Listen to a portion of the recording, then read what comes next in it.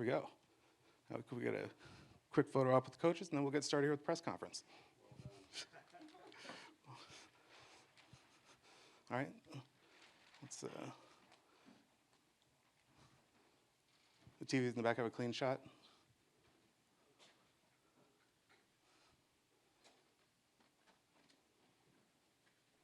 Everybody good? Cool, thank you. All right.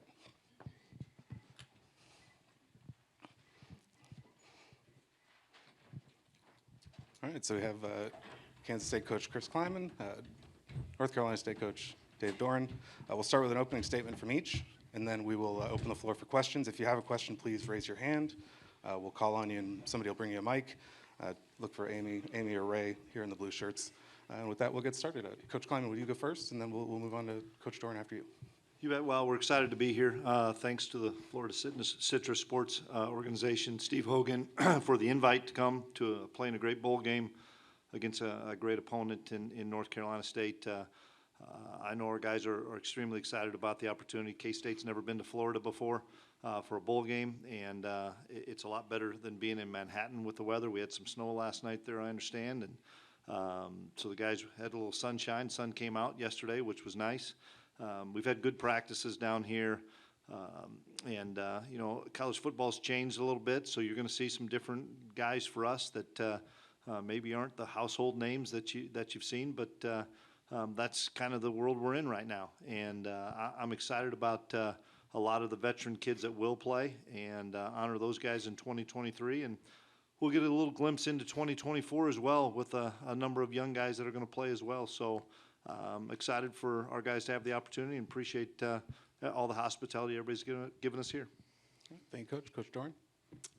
Yeah, second everything he said. It's a great experience, and for the players, all the activities that they've had an opportunity to be a part of. I think the way that y'all set up this itinerary, there was a great blend of free time and allowing us to be flexible with our work time. I know the families really appreciate all the hospitality we've gotten, the children being able to go around the theme parks and just see the joy in all our families. Yesterday was incredible. I thought the opportunity to serve in the community was great to have that as well with the teams. And just can't thank you all enough for bringing NC State down here. We've been wanting to play in this bowl game for a number of years. And so thankful to get to play in it and opportunity to play against Chris and his team. I have great respect for Coach and for that program. I think you guys know I'm from Kansas, and growing up in Kansas City, was able to really watch that program with Coach Snyder take off, not once but twice, and have so much respect for what he built there and what Coach has continued to build. And, you know, two similar football programs that really believe in fundamentals and toughness, togetherness. And I think, you know, when you watch both our teams play, they play hard. They're teams that play till the end. They fight. They're physical. I know our guys are excited to play, not just because we're playing a great opponent, but just an opportunity to, you know, go out and compete one more time with a group of young men for us that really came together in the middle of a season and won 5 straight games to elevate our program into the top 20 and kind of out of a real tough middle of the season into a great finish. And so an opportunity to continue to do that. And like Coach said, you know, there's going to be some players out there that are getting, you know, expanded roles. Some of them their first time being in some of the roles they have. And so excited for them. You know, they've served our team in other ways, and now they get a chance to be in that role with, you know, Peyton Wilson not playing, to get to see now Caden Fordham play a lot more for us, a young man that we're really excited to see out there. And, you know, for this team, a chance to really play one more game together. And for the seniors that we have that are playing, an opportunity to honor them and do it on a great stage. So we do appreciate, you know, the opportunity, the hospitality, and obviously everything that you all have done for us down here. All right, thank you, Coach. If you have a question, we'll raise your hand. We'll get a mic to you. We'll start in the front row here with Kyle. Happy New Year, gentlemen. Kyle Nash with the three-point conversion. Coach Klieman alluded to about the state of college football a little bit, but this question will be for both of you. What do you think, or how do you think you guys represent parity in college football? You two being in this bowl game, you two having lost to a team that participated in a conference championship by 3 points, both on your schedules. How do you guys represent the parity in college football, and how much do you think the portal and all that has made that happen for the sport?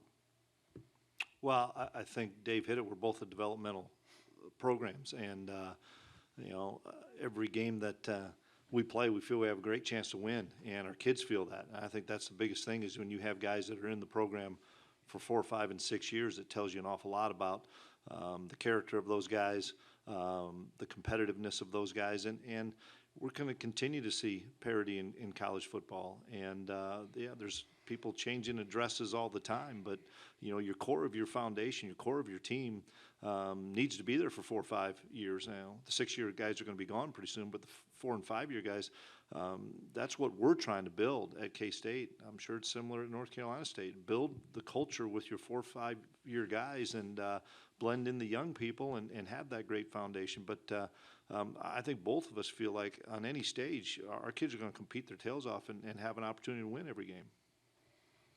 Yeah, it's unique, when you get into your team room in January.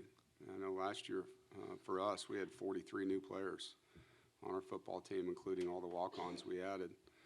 And so, that's a massive challenge when you talk about building continuity and chemistry, and you do lean on your elder players to teach them what the program's about. And I think that's what's cool about this game. You don't have 2 teams playing, you have 2 football programs.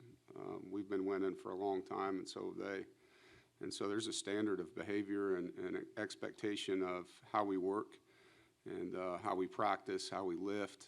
And our older players hold the younger players and the new players to that standard and try to elevate it every year. And it'll be no different this year. And I think every coach in college football has the same, challenge and opportunity. You used to have, your 20, 25 seniors leave your team, you get 20, 25 new guys, and you just kept it rolling. It's a lot different now. It's doubled, really in your outflow and your inflow. And so how you bring them all together, I think, is really the magic, that you have to have. And it helps when you have a foundation that's so strong like these 2 teams. All right, we'll take one in the back, and then we'll go to the second row here. Coach Klieman, I know you spoke on it a little bit. Just kind of talk about the impact that Coach Klein made in the short time that he's in the coach's room, and then kind of talk about how Coach Riley's kind of stepping up and doing offensive line and the interim offensive coordinator, and how he's doing that. Yeah, obviously Colin did some great things for us here. Had another opportunity and took that, and great respect for CK.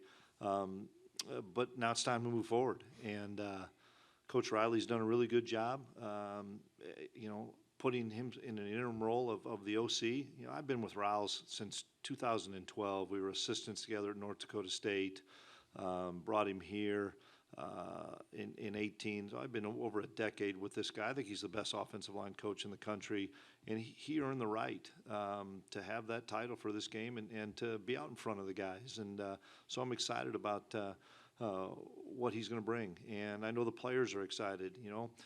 It tells you everything about Connor Riley when you see the amount of 6-year guys that came back. They were all in the O-line. We had Seth, and we had a couple other guys in Daniel Green, but most of those guys were all linemen. That tells you everything you need to know about Connor, and so excited for his opportunity. Another one for you, Chris. What would you say now that bowl prep is just about over? What's impressed you most about the way Avery's handled his situation going into his first start? The fact that there's not a quarterback coach really in the room. There's some people that are really helping him, and he's very calm.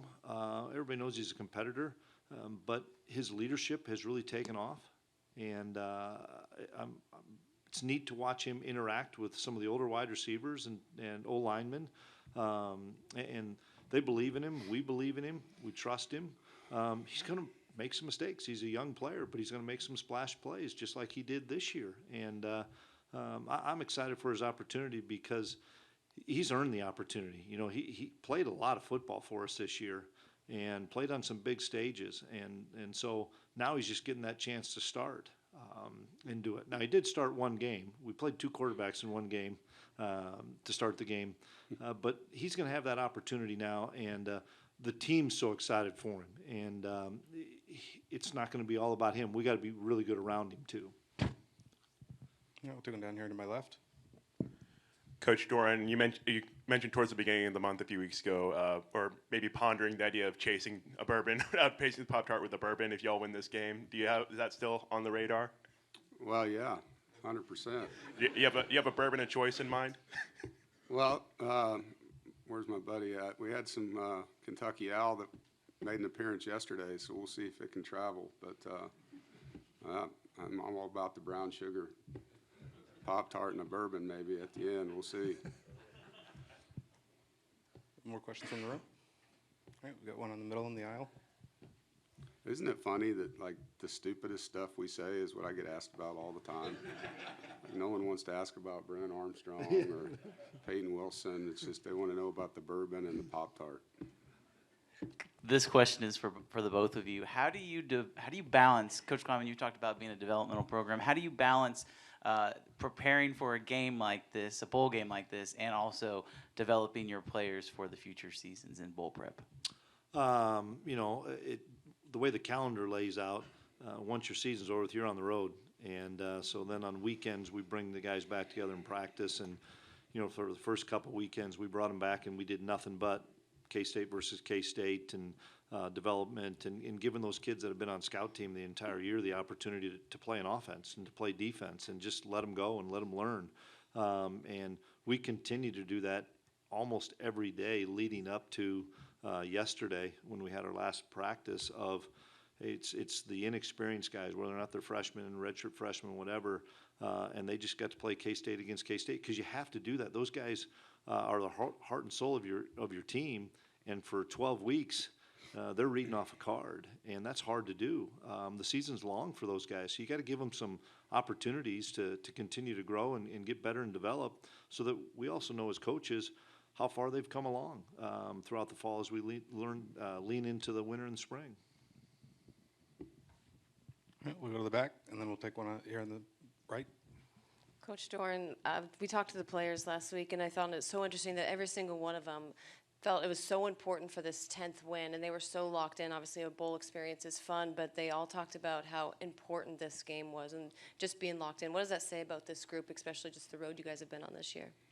Yeah, we talked about being different, at the beginning of the season and being different, what that meant, different choices, different obligations, different sacrifices, and also, a different ending.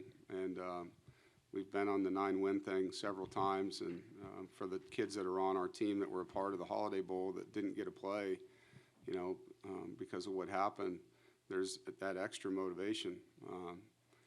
Walking down to the team room for your final meal and finding out you don't get to play in a bowl game was pretty tough. And so to be back in the, seat here with an opportunity to compete for that 10th win is meaningful. I think with young people, sometimes they can't see past the day they're in. And so, your job as a head coach is to preach the big picture as well. And at NC State, there's been one team in the history of the program that's won 10 games or more. And so this is an opportunity to be different than 136 other teams that played in this uniform. And so it's meaningful. And these guys understand that meaning and what kind of things have to go into preparing, to do something that's different. All right, we'll go to Chris on the right, and then we'll take one down here in the front. Just for both of you, with the transfers and the opt-outs and Coach Klieman with Colin leaving, how has the preparations been for this particular bowl game and differences to what you were used to? For us, it's been as normal, probably because of the routine that all these guys have been in for the last 3 years. Most of us have been together in 21, 22, 23, so I don't see it changing much. We're running the same offense. We're not changing that in midstream. And so the preparation's been very normal. Routine is really important, I think, for players and coaches alike. And so, we're having some new kids getting some opportunities, just like Dave is. But those kids know the routine and they know the expectation. And that's the key thing is the standard and the expectation's not changing. We're preparing to go try to win a football game, and we know we're going against a great opponent, and we've got to execute at a high level, and so we better execute during practice at a high level if we want to on Thursday night.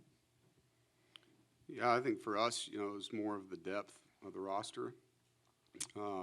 that really took the toll.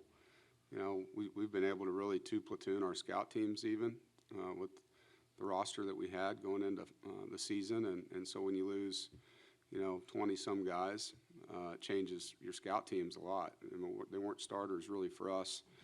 There was one starter, you know, so that changed. It was that part of it. So we had to be smart. Similar to Coach, we have the same routine. The guys hit the ground running. The guys that got reps that weren't were excited. And we had to slow things down at times just to water the scouts down, and because we couldn't sub them, you know. And so sometimes we'd be, you know, in a 1 hour practice that might take an hour and a half just because we took a few more breaks just to let the look teams get rested and be able to run around and give us the looks we needed. All right, we'll go down in front here, one on the right, and then back to the platform again.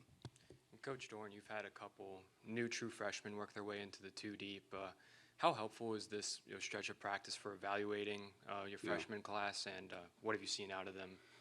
Yeah, it's been great. You know, the rule change that was a great rule change, allowing the bowl game not to count as one of the 4 games that they can play in as freshmen has been huge. You know, I think with the opt-outs and, you know, your normal guys that choose not to play, plus the portal, there was a huge reduction in numbers, and I know some teams probably wouldn't have been able to field a team if they couldn't do that. And so I thought that was a good rule change for our roster management.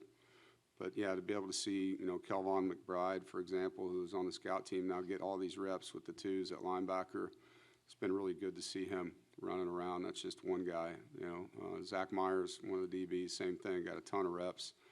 And Zach played in 4 games on special teams. Kelvon didn't, you know, so he got soaked in this bowl prep with Peyton not playing. We were able to elevate him and get him a ton of work, and excited. You know, it's a guy that's put on almost 25 pounds since he got here. He looks really good, and he's running around and making plays at practice. So it's, you know, kind of a precursor to your off-season program. It allows you to sit down with a guy like you might after spring ball and tell him what you saw on film, where he can get better, and to be able to do it leading up to your off-season program, just to gain that window of improvement. And I think, you know, for us, and Coach, I'm sure, you know, developmental programs, there's meetings that take place that are really, really important meetings when you talk about developing a player. You know, you identify their strengths, and then you have them talk about their weaknesses, and then you know, sometimes add more to that, and then you create a map for them on how these weaknesses can get improved, you know.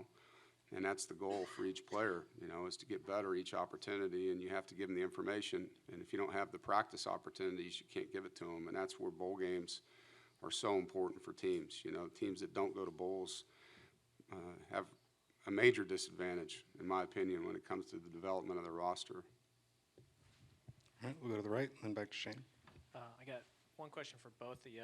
For Chris, without Ben and Phil out there, it seems like there will be quite a few new targets available for receivers. Can you tell us if there's anybody you're really looking forward to getting that opportunity there? And then for Dave, after Chris is done, I was wondering if you could rack your brain and tell me if there's any one memory you have of a game when you've been on the other side playing against Kansas State that kind of stands out in your mind. Well, we're excited about Garrett Oakley. I mean, Oaks had a really good season. Behind Ben as a backup tight end. He was injured early on in the season and has really come on. Big athletic guy that can really run, and he's a redshirt freshman, and really excited about him. Swanee will play more plays. Will Swanson will play more.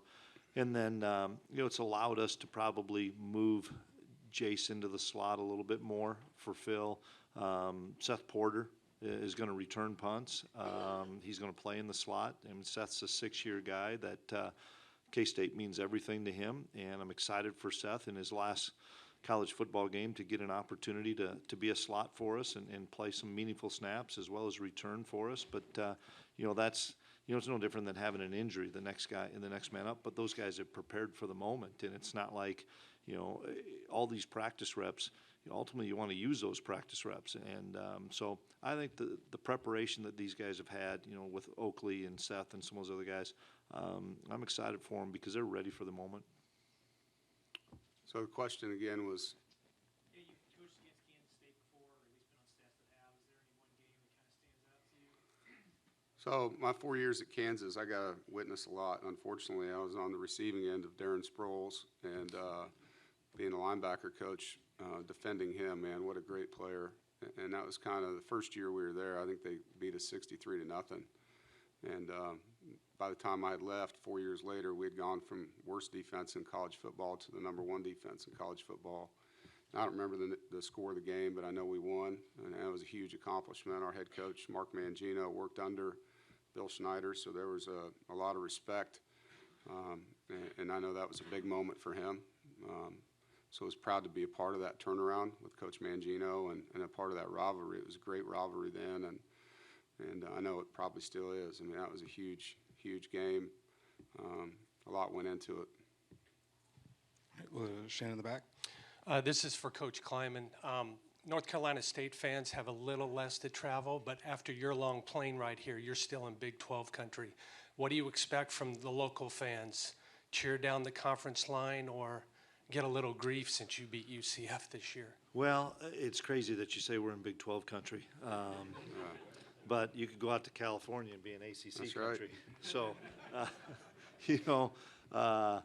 it's the landscape of college football. I look at it, and there's two really good football teams that consistency is what I think of when I think of Kansas State and North Carolina State, and probably underrated, probably not recognized enough about what the programs have been able to do and sustain. And that's the biggest challenge in college football right now, is sustaining success with all the things that we've been talking about. And so, no, I'm excited. I know that K-State fans will travel. I know it's a closer trip for NC State, but K-State fans will travel, and it's going to be a loud and fun environment. All right, we'll take one here on the aisle, and we'll go to the back again, and down in front. That's probably all we have time for. Coach Klieman, I know a lot of the fifth-year, sixth-year guys. How do you just kind of keep the emotions in check, right? Some of their last games, some might go on to the NFL. How do you, as a coach and other players, just try to keep those emotions in check, obviously knowing what's on the line? Yeah, it happens like this every year, with emotions in check, like it was the last couple of years we had with Skylar Thompson, and last year with Deuce Vaughn, and this year there's another crew, and I'm enjoying that time. I've had more fun on this trip with those offensive linemen. I mean, BB and I have given each other more grief. Gilly and I have had a blast on things. KT had a great message to our team yesterday. Watching him grow from when I first got here, and he was a red shirt, and he'd tell you he was a knucklehead.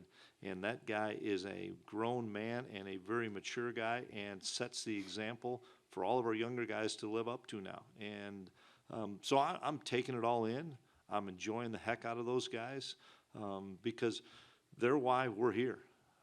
You think of where we were as a program after the pandemic, and it was a tough year. 2020 for a K-State fan wasn't a whole lot of fun.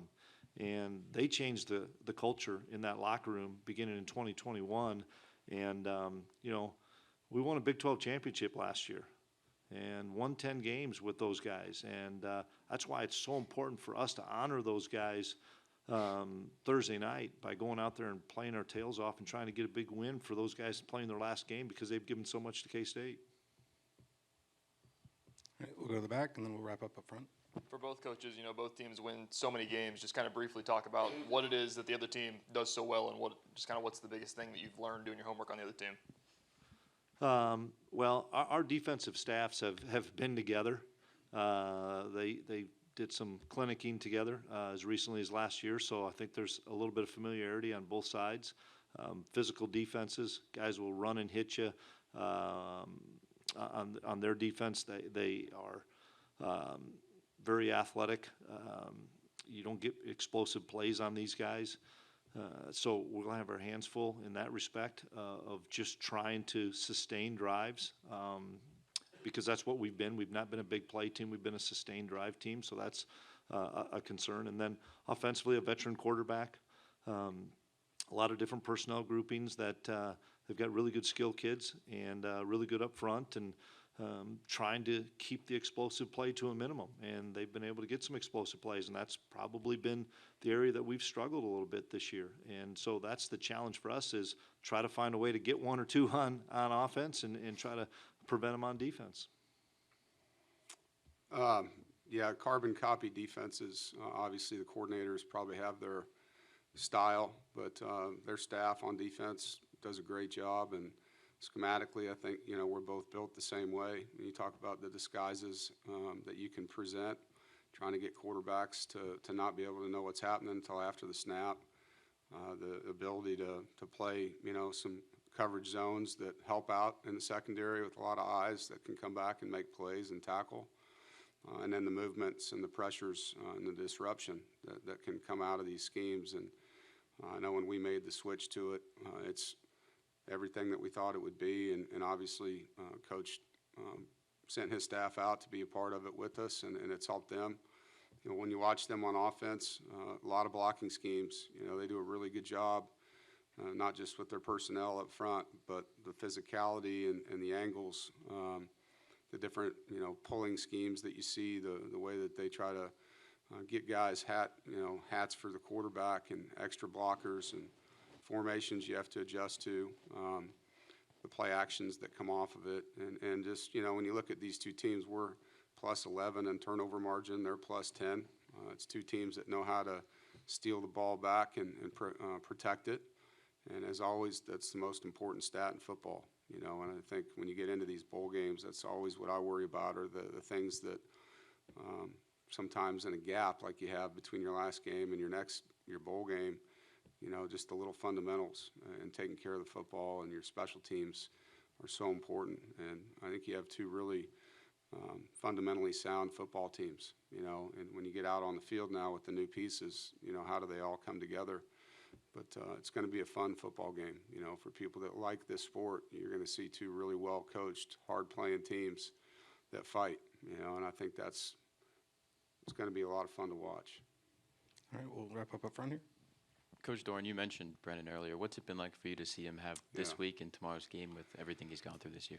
Yeah, I mean, I couldn't be happier for anyone than Brennan.